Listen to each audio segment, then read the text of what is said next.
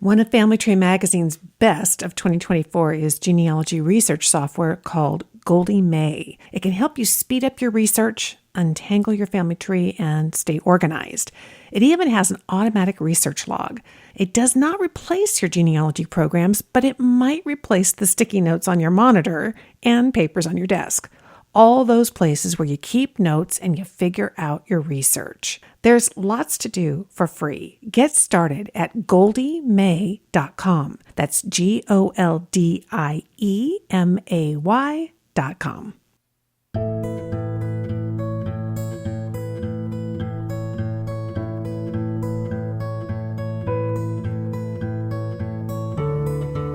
Welcome to the Family Tree Magazine podcast. This is the show from America's #1 genealogy magazine. I'm Lisa Louise Cook. Women present unique challenges for genealogy researchers. And in her new article, it's called The Feminine Mystique, author Gena Philibert-Ortega offers up 5 common obstacles and how to overcome them. And I'm happy to say that she is here to share those strategies with us today. Welcome back to the podcast, Gena. Thank you, Lisa. It's great to be here. You know, this list is great. Gosh sakes, we're talking about half the ancestors. That's right. We better know what we're doing. But let's run through these because you've got 5 great challenges and lots of strategies that go with them. Definitely. The first one that you address is, and you call it, I don't know where to start. How do you deal with that situation when sometimes that is the case, isn't it? It is. And I think sometimes when you've got a name and maybe a date or just you want to know more about this person, it's kind of hard to know where to start. And it's easy to just maybe go online and put in the name and date in a database and hope for the best. But really, one of the things you want to consider is writing down what you do know. And that can include a timeline. Now, that's going to help focus you, in my opinion. So if you have a date, then put that on the timeline and think about what should I be looking for with her? Is she alive between 1900 and 1930? So what censuses do I need to look at? Were there vital records where she lived? Where did she live? What cemeteries are there? Was there an event like the American Civil War that happened during her lifetime? That might also lead to records. So I think when you do a timeline and or a research log, it helps to keep you focused and helps you to do better research. Yes, I agree, particularly in a case where it is more of a brick wall situation. You have a female ancestor and you're just not making a lot of progress. We kind of have to take it to the next level with the research plan. So that's a great strategy. And then we go right into probably what I think is the most common challenge that people face. And you call it, what's her name? And it's not just that women are changing their last names when they get married, but it's also about how they get named in records too, right? Well, absolutely. Because sometimes, it's Mrs. whatever his name is, right? It could be initials. I was with some people the other day and they said they had no idea some of the nicknames for names that maybe don't exist today. Like, for example, Peggy is Margaret. Right. That's not something we think of today. And so there's historical nicknames that were not, Sally and Sarah, for example. So we really do need to not only think about how is her name listed, most likely Mrs. whatever his name is if she's married, but other versions of her name as well. So once again, I tell people you need to keep a list and you put her name down and then all the variations of her name. So initials, nicknames, all of that, middle or first, middle, last, and then all the versions of her husband's name. And that's how you search because she could be listed under a lot of things. And I haven't even discussed misspellings, or just errors. Mm-hmm. Well, and I think here's a prime example, newspaper articles. Yes. You're looking for somebody in the newspaper, and I had my husband's great grandmother. There must have been like 16 different variations on how she was referred to in various articles. She was a musician and she'd play at different parties. And it was wild. So having that list, I love that strategy. Have that list. So it's right there in front of you. You can refer to it and make sure you've checked them all. Absolutely. And I know that when I start feeling like, oh, I can't find anything, it's usually because I haven't looked through the list and used different names. Especially newspapers, that's a really good example. There's a woman I researched. She was a painter. She's not known today, but she went by her initials, E.G. Stetson. And Stetson was her first husband's name. She had other husbands. And so, but in California, there was a man named E.G. Stetson. So I have to be careful when I research that I'm actually looking at him, who's no relation at all, versus her. And then she went by her first name sometimes, her second married name sometimes, her maiden name. So really that list is going to help you. And because digitized newspaper websites are constantly adding content, you need to check back. A lot of them have a email alert feature, so go ahead and set that alert, and then you don't have to do as much work. But you're going to have to either do that or check back often to see what you're missing. Great point. Okay, in the third challenge, you talk about researching locations. So tell us what you mean by that. Well, I think too often in genealogy, we think in terms of putting in a name, date, place into a search engine and getting, it's almost like a slot machine or something. But in reality, location has something to do with what records are kept and what isn't kept and what's available. So, for example, New England has town records, but California doesn't. Right. We have, we don't really do city stuff. It's usually a county. So you need to make sure that you research by location. Now, you can do that on the big genealogy websites. So let's use Ancestry as an example. Instead of just doing their basic or advanced search, go to up at the top, there's search and then all collections, and then scroll down and there's a map. You can click on whatever state or country, and it will tell you everything Ancestry has. You might be getting frustrated because you can't find something, but in reality, it's not there. They don't have everything. And so they may not have that record. So we need to think in terms of what localities have what records, and then what localities are represented on those major genealogy websites. Yeah. And when you're looking for women and you already have the challenge of the name and other situations, that's where that research plan comes into play again, where you can track all these different locations and how they are organized in terms of that particular Absolutely. locality. So you can track it. Absolutely. Well, and I mean, just think of it this way. Women, they won, I'm using air quotes, the vote in 1920 with the 19th Amendment. But women in some states, like California, where I am, gave women the right to vote in 1911. Now, there's records that are available for Yes. that. So knowing what records are available and when suffrage started, you can find additional records you might not have thought about before. Oh, that's a great point. Okay, next up, number 4. We've seen this before. You have here, she disappears between census years. How many of us have said that? I think she just up and disappeared, between 2 census. It seems like that. What can you do in those situations when you're looking for records for women? Well, obviously, you should consider she might have died, right? So that's Yeah. a possibility, especially if you don't have her in anything else. So kill her off. Start looking for death information and see if that is what happened. So that's a possibility. The other possibility is she got married and changed her surname again. So then you might want to look for people who she might be living with, like children, who might retain the previous husband's name.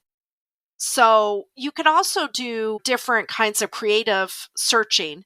Like if she has a uncommon first name, you could just search by the first name. You could search by her first, you could go, let's say, to Ancestry, go to the 1910 census, and just use that search engine to look for her by her first name, maybe some kids by their first name. You could do a few different things to try to rule out that, she died or she was taken by aliens. I think the other thing to remember is there are errors, and those errors can be errors in transcription. Those can be people missed in the census. So, start looking at other places as well. That's where getting back to looking at the place she lives, going and seeing what records exist for that might help you there, especially if there's marriage records or something where, yeah, clearly she got married again. I always tell people to go to the Family Search Catalog and do a search on, let's say, the county and the state, see what records exist, and then try those and see if maybe, it's just a transcription error or she did remarry or something like that. Yeah, I like that idea of combining, particularly like a first name, if it's more than just Mary, right? Yeah, yeah. But you have a couple of unique identifiers about a person, their birth year, their first name, and you combine that, as you said, with a couple of children's names or other things that now make her far more unique than just anybody with that name. And if you're doing that kind of search within a specific locality, that can be really effective. It can. Now, obviously, you may still not have any luck, right? Yeah. So then what you could consider is where she previously lived in the census before. You could search the next census frame by frame. That is an option. Now, if she's living in Chicago, that's going to take a while. Yeah. But if it's a smaller area, that is a possibility. Because remember, there can be transcription errors. And so it may be indexed incorrectly. So that's why knowing that Genealogy Bank, Family Search, MyHeritage, Find My Past, they all have the census. So don't just stick to one. Look at all of them and see if you can find it. Yes. And how about some favorite records that fall between census records? I mean, off the top of my head, I can think about city directories, but there again, we might be focusing a little bit more on her husband's name if she's married in Yeah, order to find her.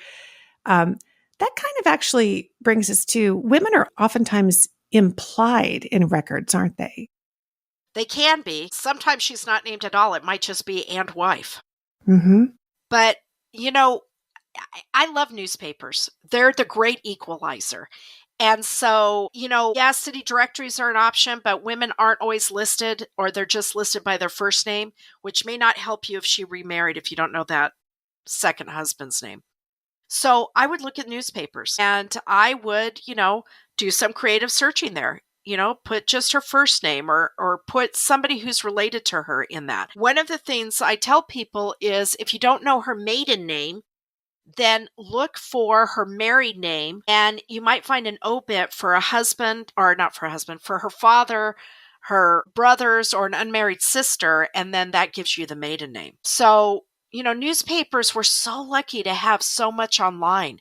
So Yeah. definitely in those in between census years, yeah, look at the city directory, but also look at newspapers. And then once again, look, what is a record that's specific to that area that you might not have thought of? And that's where that Family Search Wiki comes in because you can look up, like you Yes. said, the location. Yes.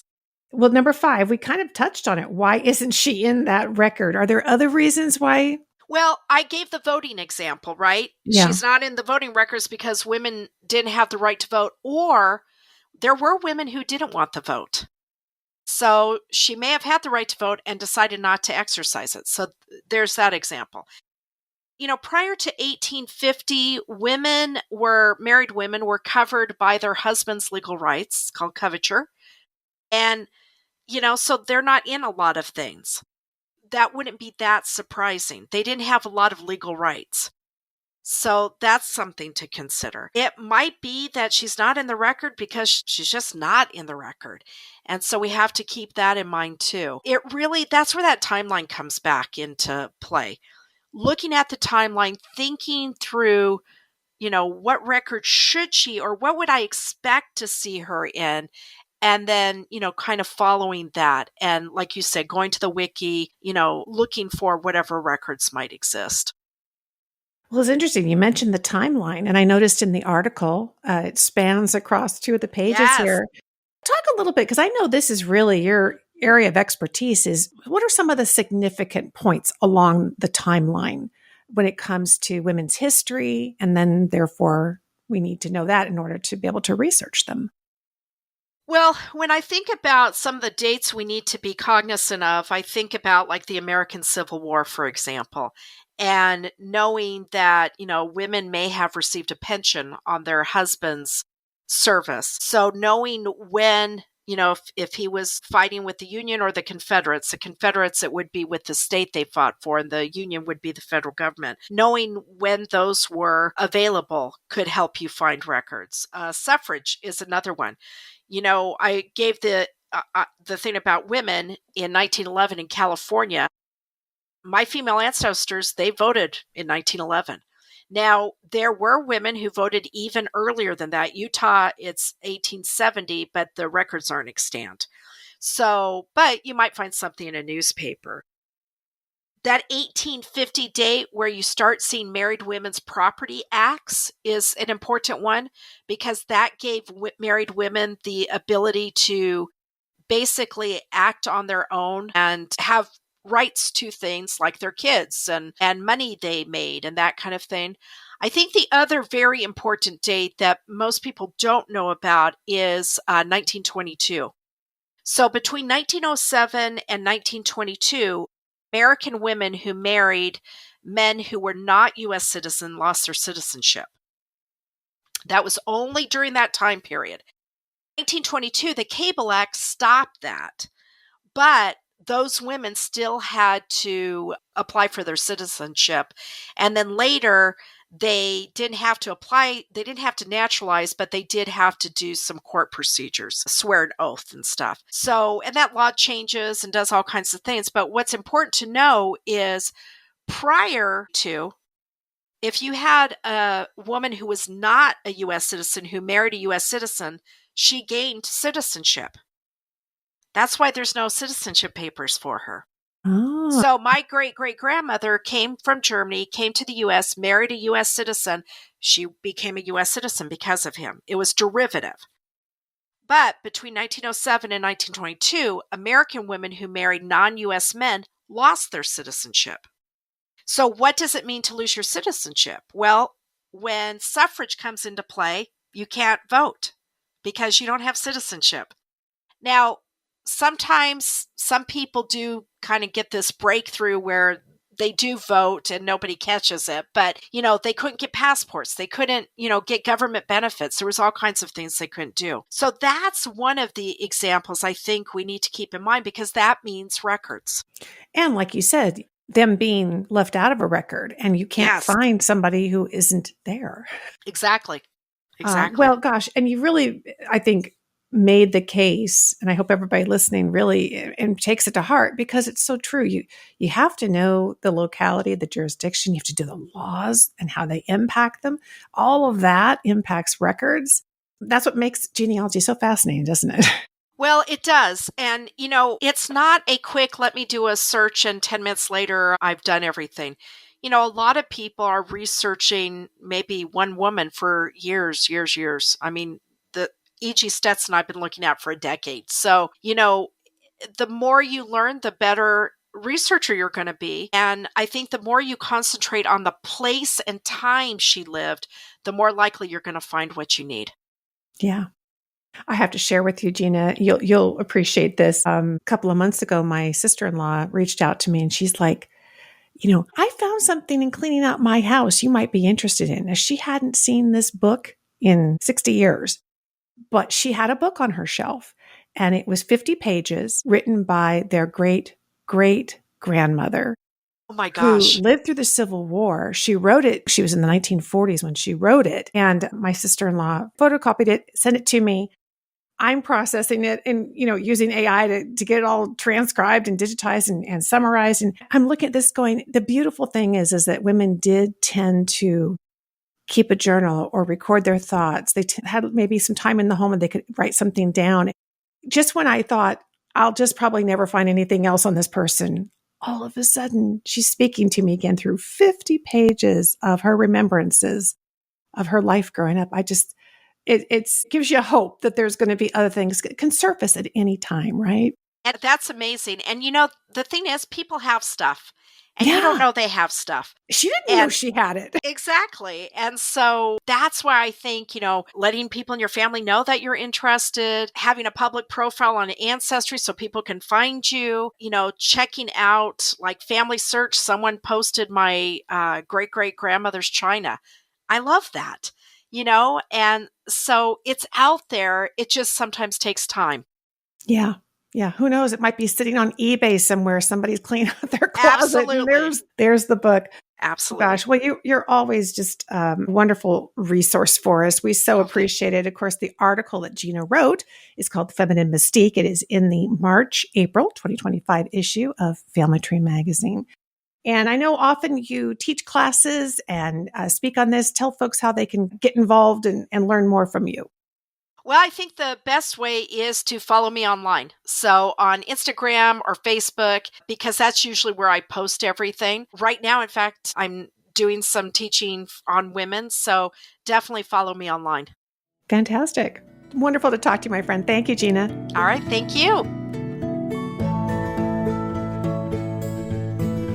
Thanks for joining me for this episode of the Family Tree Magazine podcast.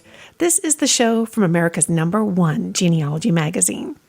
I'll have links to everything that we've talked about today on the show over at the show notes page, and you can find that at familytreemagazine.com/podcast. And there you'll also find a huge back catalog of past episodes full of topics that are going to help you in your genealogy research. And when you stop by the website, be sure to sign up for our free newsletter. That really is the perfect way to stay in touch with Family Tree Magazine and get all the latest and greatest news, plus the announcements of each and every new podcast episode. I'm Lisa Louise Cook, and I hope that you'll come by and visit me at my website, genealogygems.com. And there you will find the Genealogy Gems podcast and a link over to our Genealogy Gems YouTube channel. So until next time, have fun climbing your family tree.